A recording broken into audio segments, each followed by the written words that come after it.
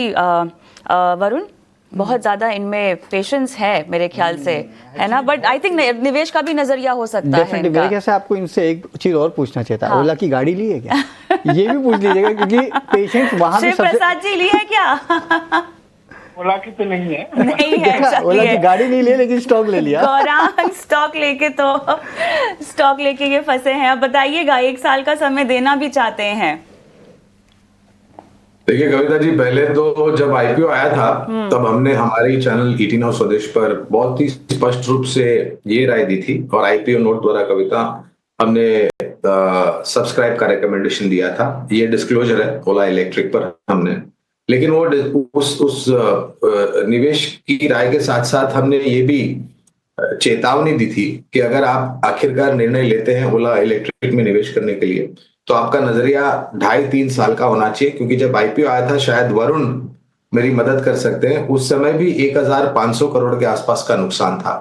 वो शायद अभी और बढ़ गया है, पहली बात। दूसरी बात, जो इन्होंने पिछले साल इलेक्ट्रिक मोटरसाइकिल लॉन्च की है, वो लोगों तक पहुंचने के लिए और मेरे ख्याल से शायद 6 या 7 महीने लगेंगे।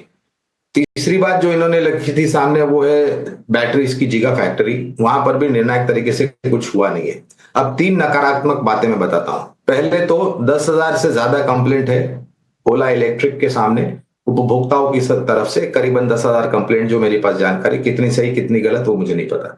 दूसरी तरफ कुछ मैनेजमेंट को लेकर के, डिस्क्लोजर्स को लेकर के कुछ फटकार इनको मिली थी। और तीसरी तरफ कंपटीशन निरंतर 2 व्हीलर ईवी सेगमेंट में बढ़ रहा है। ऐसी परिस्थिति में जो दर्शक है, निवेशक है, वो बता रहे हैं कि उनके पास 1 साल का समय सीमा है। तो मैं ये बताना चाहूंगा कि 1 साल में बहुत बड़ा परिवर्तन, नुकसान में से मुनाफे में नहीं आ जाएगी कंपनी। और मैं ये भी हिदायत दूंगा मैनेजमेंट को कि कृपया करके बातों की शब्दों को और शब्दावली को गोल गोल घुमा करके काम मत कीजिए। आप निर्णायक तरीके से अपने कामकाज पर ध्यान दीजिए और नुकसान किस प्रकार से कम होगा उस पर ध्यान दीजिए। अगर आप पिछले 3 महीने के महीने दर महीने बिक्री के आंकड़े निकाल करके देखें कविता, तो जनवरी में अच्छा खासा आंकड़ा था, फरवरी और मार्च में करीबन 40 से 50% की कमी हुई है महीने दर महीने जो इनके स्कूटर्स बिकते हैं उसमें। और बहुत बड़ा प्रश्न चिन्ह है जहां तक 1-1.5 साल का नजरिया है। मुझे नहीं लग रहा है कि इस स्टॉक में ज्यादा कुछ होगा। इसके अलावा established players with both products, ice engines and EVs, स्थापित कंपनी आपके पास उपलब्ध है जहां पर आप लंबी अवधि के लिए निवेश कर सकते हैं। फिलहाल ओला इलेक्ट्रिक में कवरेज नहीं है स्टैंड अलोन, इसलिए विशेष रूप में टिप्पणी नहीं कर पाऊंगा। चलिए, तो यहाँ पे दिक्कतें हैं। और सही में जब इस कंपनी का आईपीओ आया तो करीब 1500-1600 करोड़ रुपए के आसपास का नुकसान, जो इनफैक्ट 1584 करोड़ रुपए के आसपास का नुकसान जो है 2024 FY24 में इस कंपनी ने किया था। और अभी भी कुछ हालात सुधरे नहीं है। और जैसे कि गौरांग सर कह रहे हैं कि कंपनी का मार्केट शेयर जो है वो भी लूज होते जा रहा है। कविता, मुझे याद है एक समय था ये कंपनी लीडर हुआ करती थी ईवी स्पेस में।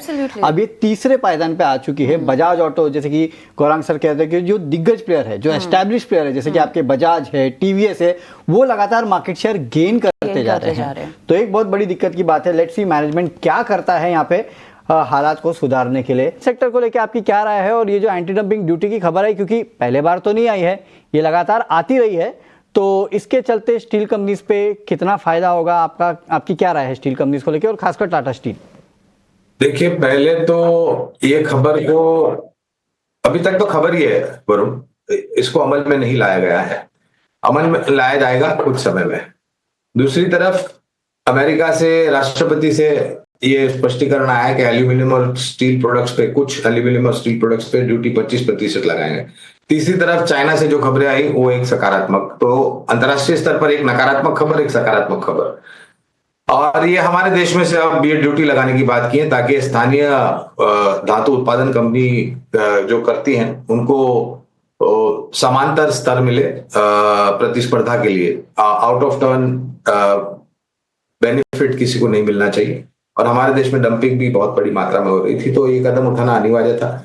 हमारी खरीदारी की राय धातु क्षेत्र पर है, लेकिन उन कंपनियों के नाम लेने से पहले मेरे ख्याल से ये अनिवार्य होगा बताने कि आपके पास समय सीमा जो है धातु क्षेत्र में निवेश की वो 2-2.5 साल होनी चाहिए, क्योंकि परिस्थिति ऐसी है और स्थानीय खपत को बढ़ने के लिए समय लगेगा।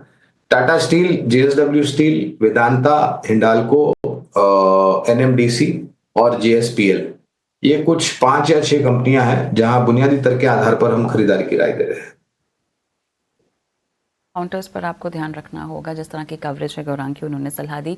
और सीडी भी लेते हैं फटाफट। बैंक ऑफ बड़ौदा में राजेश जायसवाल सवाल पूछना चाहते हैं और इन्होंने इनकी जो क्वांटिटी है वो 225 की है और यहाँ पे नज़रिया जो है इनका लंबी अवधि का है।